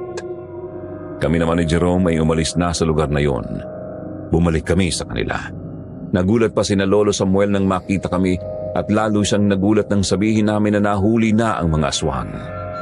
Kaya kaagad niyang kinuha ang mga binditadong itak at mga dinikdik na bawang saka kami muling bumalik kina Mang Tino. Pero nang dumating kami doon ay wala na roon si Aling Marta at Mang Victor. Sugatan din si Mang Tino at ang iba pang naroon.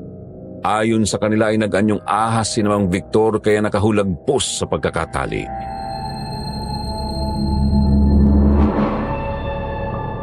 Kapag kumalat ang dilim ay lalong magiging malakas at mabangis ang mga aswang na yon.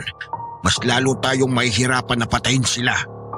Lolo Samuel, ngayon lang ako nakakita at nakipaglaban sa aswang na parang immortal. Napakarami na nilang naging sugat, pero patuloy silang bumabangon. Narinig ko sa kanila na dugo ng ahas ang nananalaytay sa kanila. Kaya taglay nila lahat ng kakayahan ng isang ahas. Kaya pala mahirap silang patayin. Ibang klaseng aswang pala sila. Kung gaano natin pinapatay ang isang ahas, ganoon din ang dapat na gawin sa kanila. Kailangang mapugot ang kanilang ulo. Ihiwalay sa katawan para mapatay sila. Si Mang Victor, kalahin nila. Kaya pala kahit maraming saksak na yung ginawa ni Elvira nung pagtangkaan siyang halayin, nabuhay pa. Lolo Samuel, ano natin tatapusin ang mga kagaya nilang halimaw? Malakas nga ang katawan nila, pero mahina ang bahagi ng ulo. Ininda ni Mang Victor ang pagpalo ko ng bato sa ulo niya. Mga kasama, habang buhay ang mga salot na iyon, hindi tayo magkakaroon ng katahimikan sa baryong ito. Kaya kailangan natin silang hanapin at patayin. Lolo Samuel, hindi na natin kailangang hanapin. Sila na mismo ang lalapit sa atin. Anong ibig mong sabihin, Elvira? Sobra na ang gaalit sa akin ni Mang Victor dahil 2 beses na siyang nabigo na makaganti. Kaya alam kong hindi sila titigil hanggang hindi ako napapatay. Kung gano'n ay kailangan nating paghandaan ang muli nilang pagsalakay. May plano ba kayo, Lolo? Hindi na tayo pwede sa ating bahay dahil sa klase ng ating bahay ay madali silang makakapasok. Kung payag si Paring Tino, doon na lang tayo muna sa kanila. Kung kureto ang bahay niya, mahihirapan silang basta makapasok lang.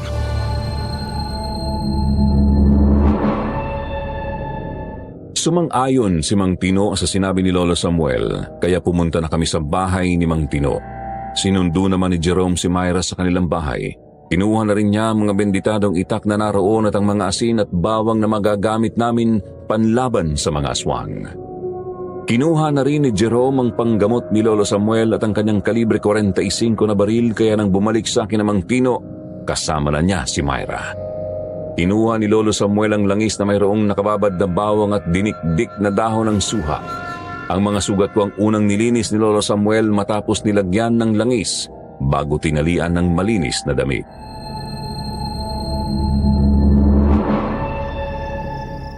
Marami ka rin naging sugat, Jerome. Palinis mo na ang mga yan bago ma-impeksyon. Dahil marami yung koko ng mga aswang na yun. Ginagamot pa ni Lolo Samuel ang sugat ng Mang Tino. Salamat Hanga ako sa tapang mo. Kung ibang lalaki siguro yung kasama ko nun, baka natakot na lang at iniwanan ako sa ere. Nangako ako sa iyo na kahit anong mangyari, hindi kita pababayaan, di ba? Kung sakaling matapos ang problema na to, at mabubuhay pa ako, lahat gagawin ko para lang makabawi sa'yo. Elvira, gusto kita. Nagbibiro ka na naman, Hindi ako nagbibiro, no? Totoo ang sinabi ko. Gusto talaga kita. Pero wag mo namang isipin na sinasamantala ko yung pagkakataong ito, kung hindi mo naman ako magugustuhan, ayos lang din sa akin. Hindi naman ako kagaya ni Mang Victor eh. Ngayon, naniniwala na ako na seryoso ka nga.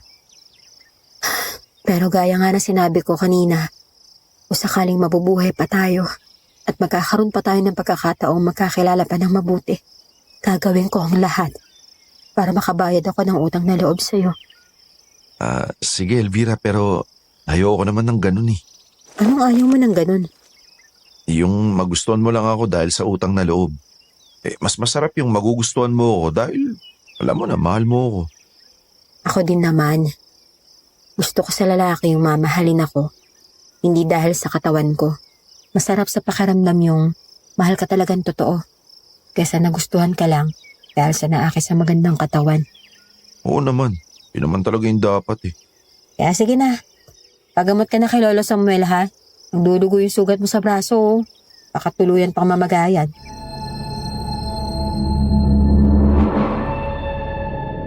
Sumunod naman sa akin si Jerome. Lumapit na siya kay Lolo Samuel at ipinalinis ang kanyang sugat. Kaagad naman siyang ginamot ni Lolo Samuel lalo na nang makita na namamagana ang kanyang mga sugat. Nang buhusan yun ng langis, muling dumugo yun. Lumabas ang mga maiitim at buo-buong dugo. Ayon kay Lolo Samuel, kamandag yun ng kuko ng aswang. Kaya pala napansin ko kanina na sobrang hapdi ng mga sugat ko nang mabuhusan ng langis at bawat maiitim na dugo ang lumalabas doon ay kaagad na inaalis ni Lolo Samuel. Nang wala nang maitim na dugo na lumalabas sa mga sugat ni Jerome, tinalian na niya ng malinis na damit.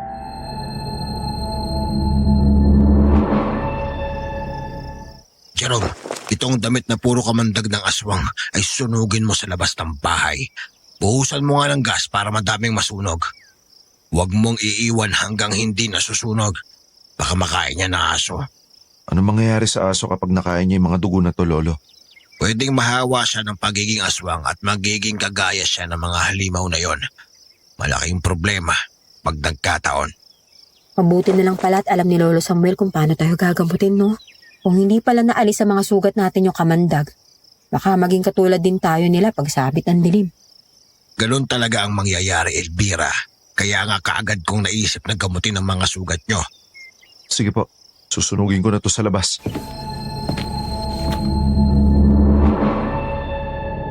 Kaagad ngang lumabas ng bahay si Jerome.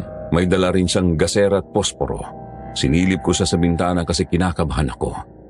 Ewan ko pero nakadama na ako ng pag-aalala kay Jerome.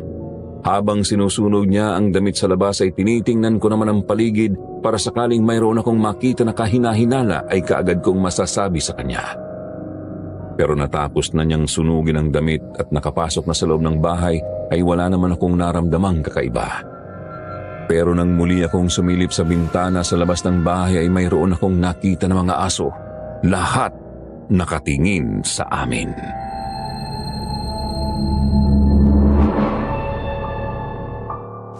Lolo Samuel, tumingin po kayo sa labas ng bahay. Bakit, Elvira? Anong meron sa labas? Mga aso, Lolo Samuel. Ang dami nila. Nasa 7 piraso. At lahat parang nauulol. Lahat nakatingin dito sa bahay ni Mang Tino. Mabango kasi sa pang-amoy ng mga aso ang dugo. Kaya kapag nasunog yon, parang nakaamoy sila ng masarap na karne. Kaya nagpuntahan sila dito. Pero maya-maya lang ay aalis na din ang mga yan. Sunog na po yung damit at patay ang usok pero Nasa paligid pa po ang mga aso, Lolo Samuel. Parang nagagalit sila.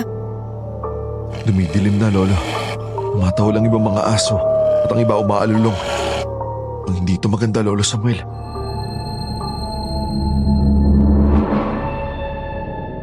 Maya-maya nga'y lalong nag-alulungan ng mga aso sa paligid ng bahay. Kasunod nyon mula sa kakahuyan ay lumabas ang 3 taong ahas. Isang babae at 2 lalaki. Naglapitan sa kanila ang mga asong naroon. Dinilaan ng mga iyon ang mga dugong umaagos sa kanilang mga sugat sa katawan.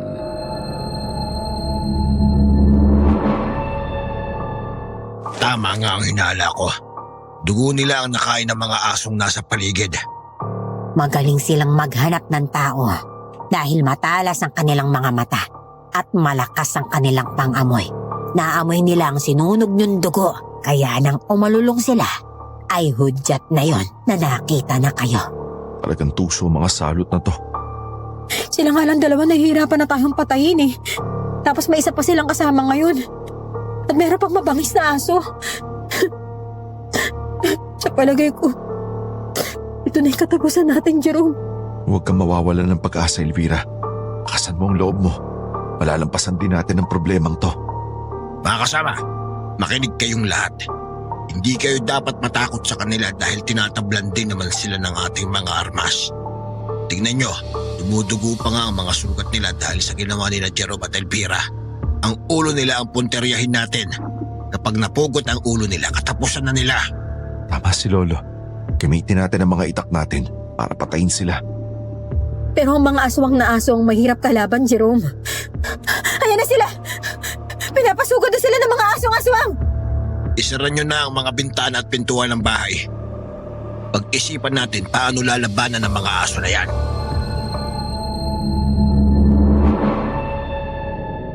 Sumunod naman ang lahat. Pati ang bintana sa tapat ko ay isinara ko na rin. Si Mang Tino naman ay pumasok sa loob ng kanyang kwarto para isara din ang bintana doon. Pero maya-maya lang ay nakarinig na kami ng malalakas na kalabog sa mga bintana at pintuan. Pinipuwersa na yung masaki ng mga asong aswang. Maya-maya pa ay nakarinig kami ng malalakas na putok ng baril mula sa loob ng kwarto ni Mang Tino. Kasunod nyon ay nakarinig din kami ng malalakas na daing ng asong aswang. Kaagad na tumakbo sa kwarto ni Mang Tino si Jerome. Napangiti siya nang makita na mayroon din palang baril doon si Mang Tino.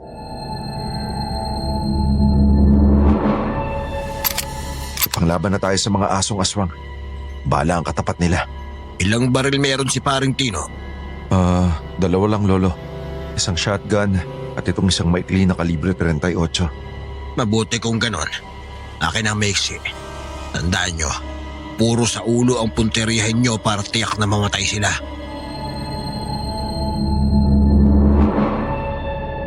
Nagpatuloy ang mga aso sa pagsira sa mga bintana at pintuan ng bahay.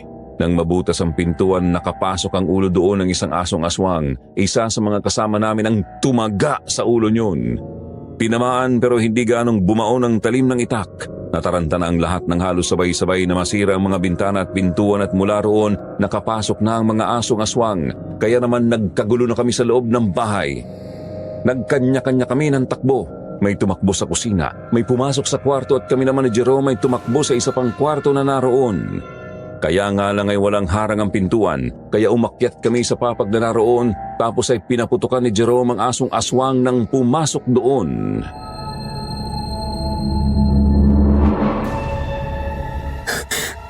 Tinamaan mo yung katawan niya ng ilang ulit pero hindi man lang niya ininda. Kagaya nga ng alam natin. Kagaya sila ng ahas. Hindi sila mamamatay kahit butas-butas na ang katawan. Dapat talaga sa ulo. Dito ka lang sa likuran ko, Elvira. Mabangis ang asong to. Sige, pagtulungan na natin patahin yung aso na yan. Akin yung itak mo! Delikado, Elvira. Ngayon pa ba ako matatakot? Nagpapakamatay ang lahat para lang iligtas ako. Tapos hindi ako kikilos. Pabayaan mo kung tulungan ka. Hinirap nga natin ang mga amo nila eh. Ito pa kayang tauhan lang. Sa bagay, tama ka. O sige, eto ang itak. Gamitin mo pag ikaw ang sinugod. Sige, tapusin na natin to para matulungan pa yung iba pa. Nang iaabot nga sa akin ni Jerome ang itak ay tiniis ko ang sakit ng aking paa para makatayo ako ng maayos. Hinawakan ko ng mahigpit ang itak habang nakabantay ang aking mga mata sa asong aswang na nakalabas ng bituka dahil sa tama ng bala ay buhay pa. Muli iyong sumugod sa amin pero nang makalapit yon saka sa pinaputukan ni Jerome. Tinamaan yun sa ulo kaya kaagad na gumiray. Yun naman ang sinamantala ko. Tinaga ko siya sa leeg. Dahil binditado ang itak na hawak ko at sobrang talim, bumaon yun sa leeg ng aso.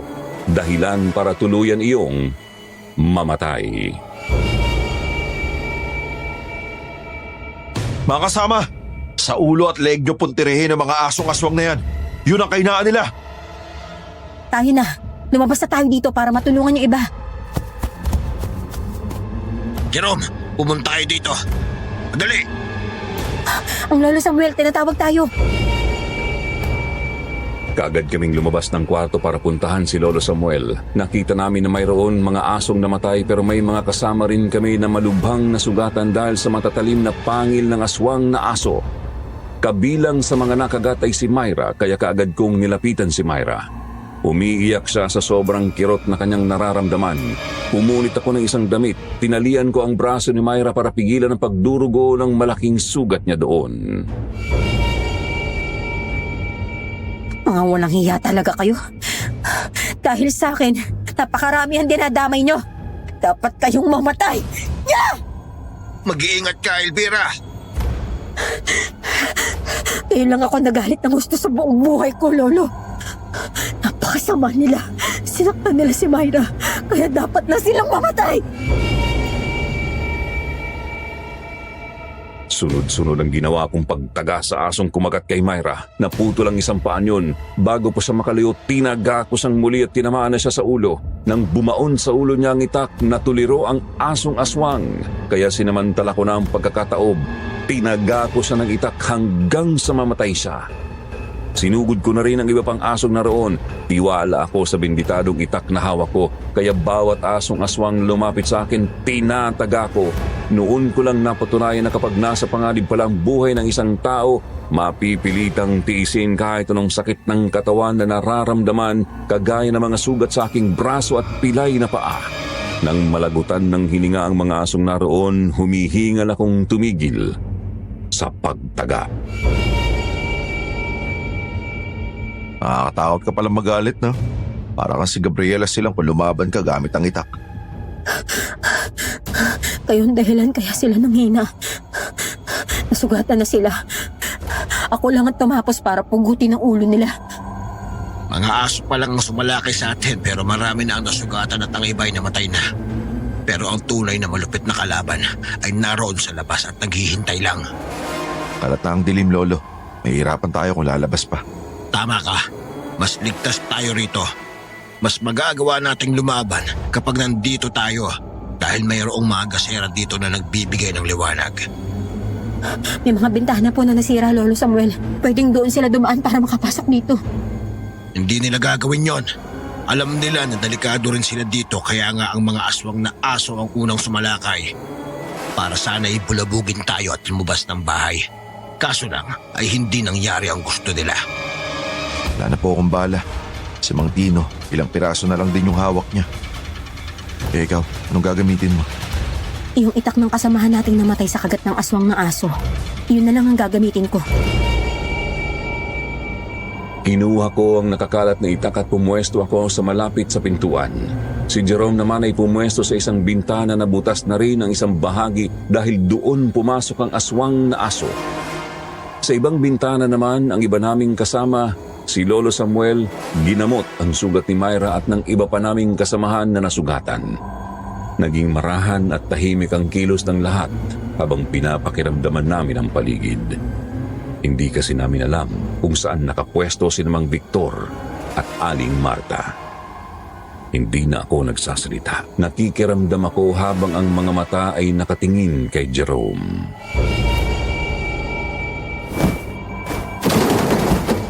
Malalaking paniki yata yung Lolo Samuel. Nasa bubungan ng bahay. Ano na naman kayang iniisip ng mga salot na to? Isa rin sa hayok sa dugo ang mga paniki na alaga ng mga aswang. Kaya yan ang gagamitin nila para mabulabog tayo dito. Maya-maya lamang naramdaman namin ang malakas na hangin, kasunod ng pagsasalimbayan ng kulog at kidlat. Tapos ay nagsimula ng pumatak ang ulan. Noong unay mahina lang pero nang tumagal ay palakas na iyon ng palakas. Kaya ang mga malalaking paniki ay nagliparan na palayo dahil natakot sa malakas na ulan. Dahil doon nakahinga kami ng maluwag dahil alam namin na naudlot ang plano ng mga aswang. Umalis na ba sila, Lolo Samuel? Hindi ko alam kung umalis na sila dahil sa malakas na ulan. Pero yung mga paniki, tiyak na umalis na para sumilong. Kasi maalat din ang tubig ulan. Takot sila sa mga maaalat na bagay. Pero ang mga aswang na kagaya nila ay hindi natatakot sa ganyang ulan. Ganitong panahon pa nga ang gusto nila para mambiktima. Kaya huwag kayong kampante.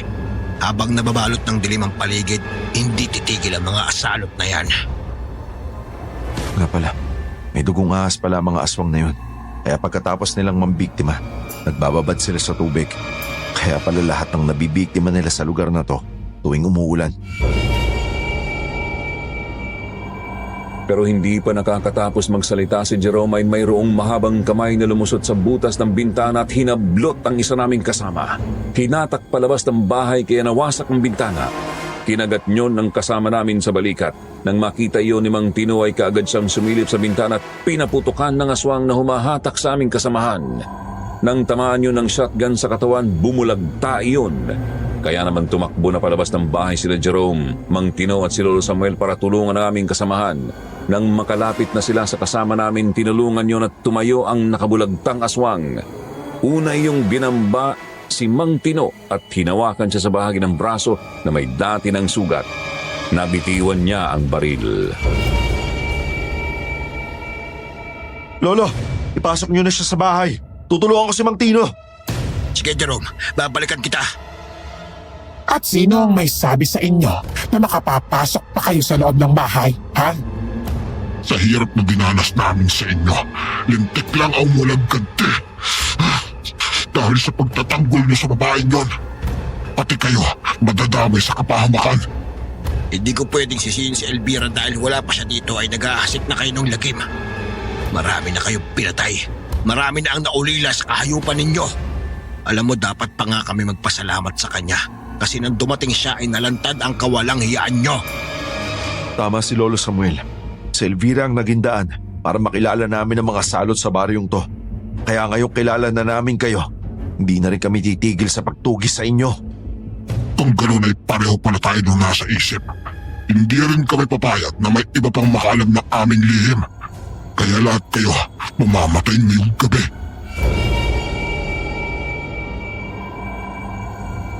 Galit na galit si namang Victor at Aling Marta nang sumugod. Sa liwanag ng kulog at kidlat ay naaninag ko ang naging madugong paglalaban nila. Kahit marami na silang mga sugat sa katawan, parang baliwala lang sa kanila. Nakita ko na rin na sa ganoong sitwasyon ay maaaring nilang matalaw sina Jerome dahil higit na malalakas ang mga aswang na taong ahas. Kaya nang balingan ko ang ilan ko pang kasama na sugatan na rin at nasa loob ng bahay ay umiiyak na ako sa galit. Ewan ko pero may kirot na akong nararamdaman sa aking dibdib. Pag-aalala para kay Jerome. Ayaw kong mapahamak siya kaya tumayo ako at hinarap ang aming mga kasamahan na naroon. Mga kasama, alam kong nanghihina na rin kayo dahil sa mga natamunin yung sugat. Pero kung mananatili lang tayo dito sa loob at papanoorin sila, mga kasama, gusto kong isipin ninyo na kapag napatay na sila ng mga aswang sa labas, papasok din sila dito at papatayin tayo lahat. Kaya nga mas maganda na ang natitira nating lakas ay gamitin na natin para lumaban sa kanila. Labanan natin ang takot natin na mamatay. Dahil iisa lang din naman ang buhay ng mga aswang na yan eh. Samahan niyo ako sa labas. Tulungan natin sila, Jerome. Wala ka nang magagawa diyang babae ka. Takot ang mga yan.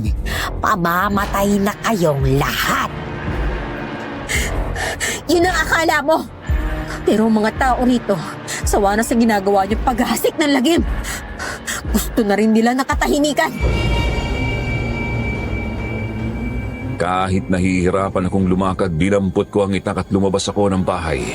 Kasunod ko na ang ilang pang kalalakihang sugatan na armado din ng mga sibat at itak. Nagulat ang mga aswang nang mapaligiran na namin sila. Natigilan sila sa pagsalakay kina Jerome at Lolo Manuel.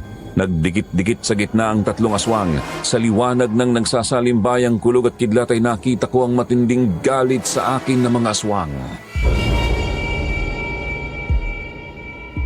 Hindi ko inaasahan na isang malaking pagkakamali ang magkagusto ko sa iyo, Elvira. Ikaw pala ang magdadala ng kapahamakan sa akin at sa aking mga kasama. Siguro'y nangyari talaga to para matapos ng kahiyupan nyo, Mang Victor. Pagbayaran ninyo lahat ng mga kasalanan ginawa nyo. Tanga ka kasi, Victor! Hindi ka nag-iisip! Sugod ka ng sugod! Tingnan mo tuloy ang nangyari sa atin ngayon! Huwag mo akong sisihin. Patayin na lang natin ang mga ito at umalis na tayo sa baryong to. Pumunta tayo sa lugar na walang nakakakilala sa atin. Hindi na mangyayari yon dahil paparating na ang iba pang mga taong baryo para tulungan kami. Anong ibig mo sabihin, Tandang Samuel? Kanina bago pa sumalakay ang mga aswang na aso ay meron na akong kasamahan na pinasibat. Dumaan sa likod bahay para humingi ng tulong sa mga taong baryo. Hindi nyo yun napansin dahil utak ahas kayo. Mabangis pero walang diskarte. Lolo Samuel, paparating na ang mga taga-baryo. Mga kasama, nandito na ang mga aswang. Nasukol na namin. Mga hangal, mamamatay kaming lumalaban.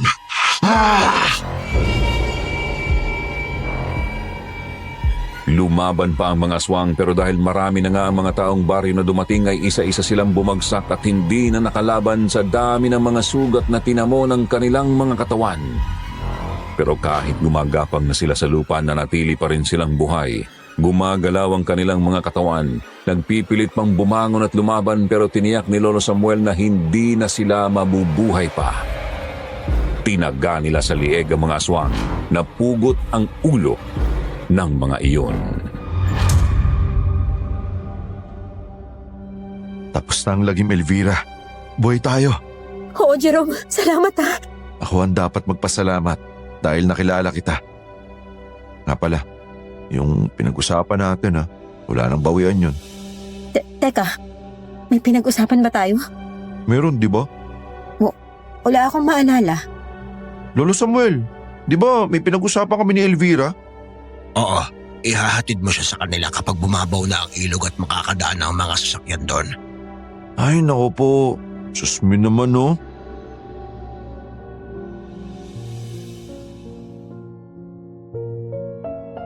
Nagtawanan na lang kami ni Jerome. Natawa na rin ang lahat ng mga naroon. Nang sumikat ang araw ay may mga otoridad nang dumating sa baryo. Nalaman nila ang buong pangyayari pero pinalabas sa balita na ang 3 taong natagpo ang patay ay nagkaroon ng alitan at nagpatayan sila gamit ang mga itak. Ang mga taga roon ay hindi na rin pinag-usapan ang tungkol sa nangyari para makaiwas din sa problema sakaling mayroong mga kadugo sila Aling Marta na mapadpad sa lugar na yon. Yun naman ang simula ng pagiging close namin ni Jerome. Nanligaw siya sa akin at pagkatapos ng 5 buwan, tinanggap ko na rin siya. Nagpakasal kami at nabuhay ng masaya. At yan po ang aking karanasang hindi makakalimutan, Sir Jupiter. Sana po nagustuhan niyo ang aking kwento at kung may tanong po ang mga listeners, pwede pong mag-iwan ng comment sa ibaba ng kwentong ito. Salamat.